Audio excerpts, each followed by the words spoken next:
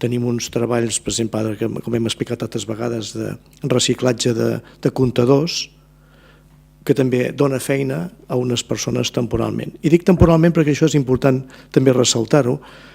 Aquests treballs no són treballs fixos laborals. El que són formacions en situació al màxim de real possible per poder accedir després al món laboral ordinari i regalat, diguéssim.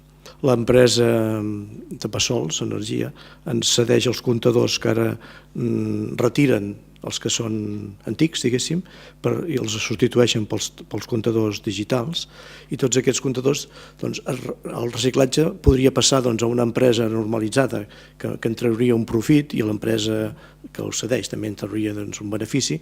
En canvi, ens els ha cedit a Càritas, nosaltres els tenim en dipòsit a mesura que els van retirant, i tenim unes persones que, amb l'assessorament d'un professional, els ha ensenyat a desballestar-los, quines parts es poden reaprofitar.